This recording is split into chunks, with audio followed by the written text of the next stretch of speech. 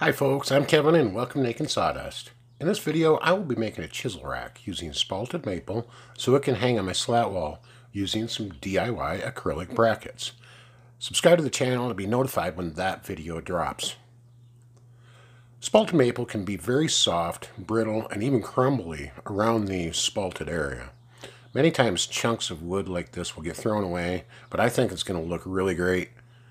I will just have to be careful when I'm drilling the holes and shaping the edges. I started by laying out my chisels. A spacing of 3/8 of an inch between the handles work out really good. I also used a piece of scrap with an 1.1/8 hole drilled to help me determine the spacing along my front edge. With a sloped front edge, I wanted to be able to drill my holes so they would exit about halfway down, resulting in exposed ferrules. I have chosen to have the holes visible on the front edge of the wood, so we'll leave the ferrules exposed and add a nice attractive feature.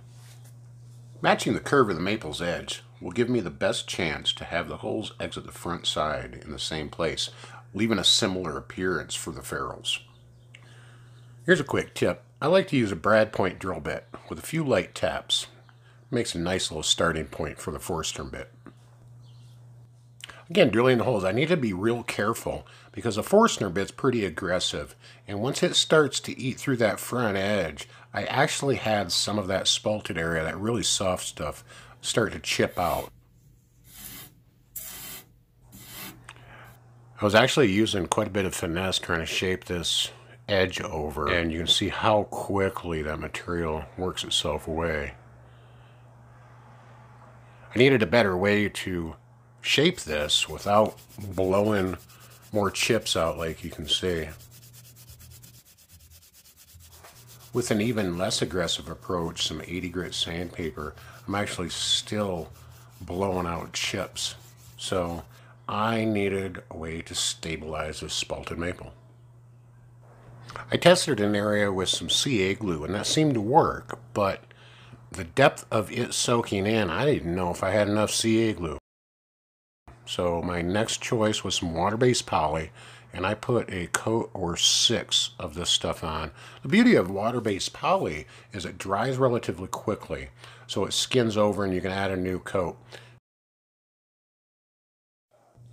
The poly will penetrate the softwood fibers and glue them together in essence.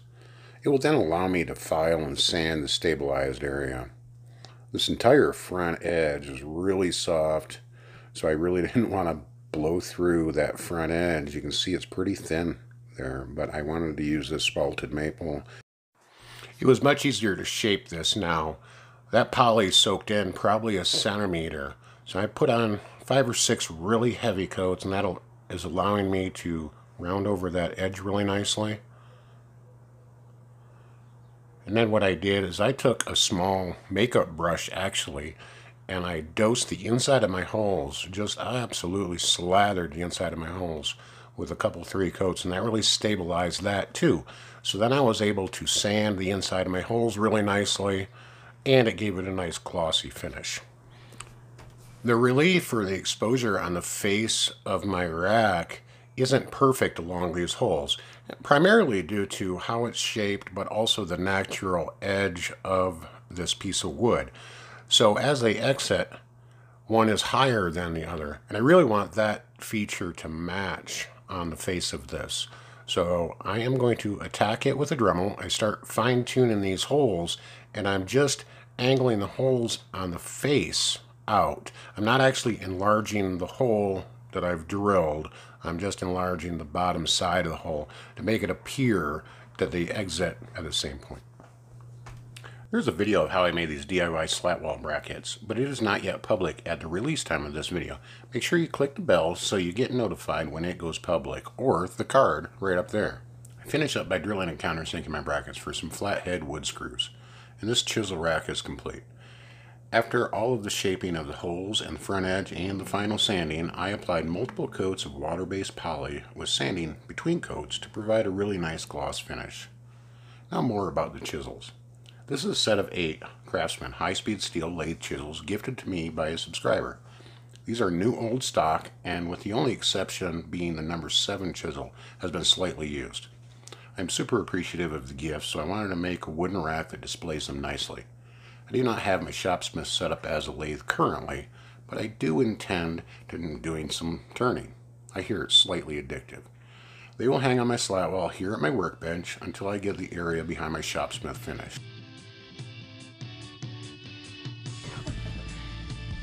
Thanks for joining me, folks. You guys are rock stars for sticking around this long.